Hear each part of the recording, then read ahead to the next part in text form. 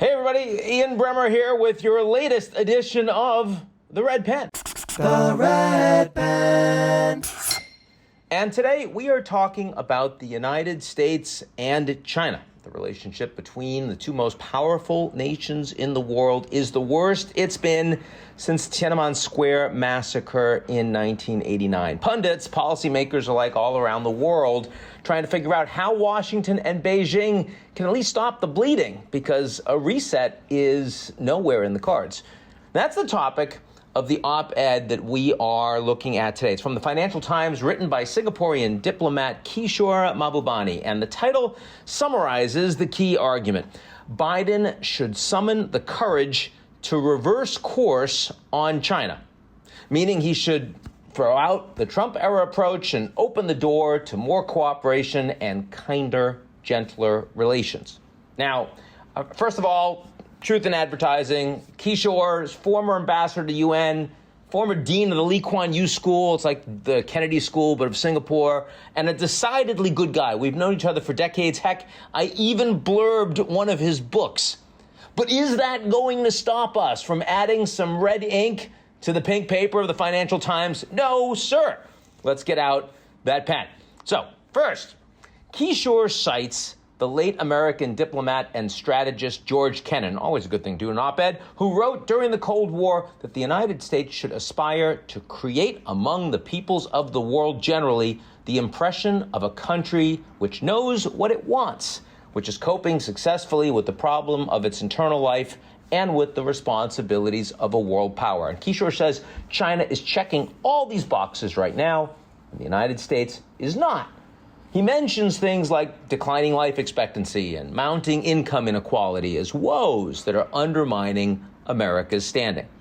And I admit that China certainly seems to know what it wants, but China has massive internal structural problems of its own, including demographic decline and massively growing pollution. And so long as Beijing is interning Uyghurs en masse and cracking down on democracy in Hong Kong, or alienating most of the world's advanced democracies with a belligerent foreign policy, that argument of Kennan's is a tough sell to apply. Okay, next, Kishore argues that the U.S. Cold War strategy won't work to isolate China.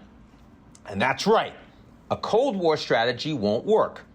But the United States isn't using one. China's too deeply embedded in the global economy, and the United States isn't expecting China to have a Soviet-style collapse. No one in the Biden administration thinks that. It's actually trying to balance decades of cooperation with growing competition. Now, there are some people out there that say the United States is in a Cold War with China, like Neil Ferguson, but we're not, and they're wrong. And that's a whole different red pen. Next week, we can cover that one. Mahbubani, Kishore, also writes that the Chinese people can see that their government has protected them well in the COVID-19 emergency. Now, it's also certainly the case the United States absolutely blew the pandemic response for some time. But today, it is administering far more vaccine doses and far more quickly than has China. And China's vaccines don't work so well. And let's also not forget how one particular government's mismanagement hastened the spread of a global pandemic. Hint, it's not the United States. Fourth point, Kishore writes that Biden is making a strategic mistake, he says, in carrying on with Donald Trump's policies towards China. He adds that Biden should declare that Trump was wrong on China. Never mind that would be horrible domestic politics for Biden, but a broader question. Was Trump really wrong about the long-term challenge in the United States-China relationship? I mean, sure, his policy implementation was erratic, and Trump's tweets generally sucked. The Biden team realizes it's going to have to compete with Beijing in a much more disciplined and coordinated way than the Trump administration. But China's deepening authoritarianism and increased power and presence on the global stage has meant that the United States was eventually going to recalibrate its policy, whoever the president. It's why China policy is one of the very few issues in the United States right now that has broad bipartisan agreement in orientation.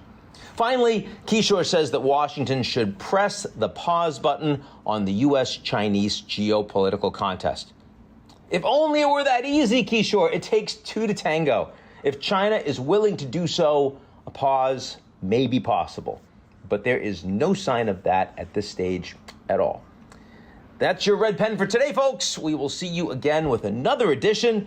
You have a suggestion for a piece that we should take our pen to? Tweet it out to GZERO Media using hashtag #TheRedPen. We'll check it out. In the meantime, stay safe and avoid fewer people. We're getting there. Talk soon.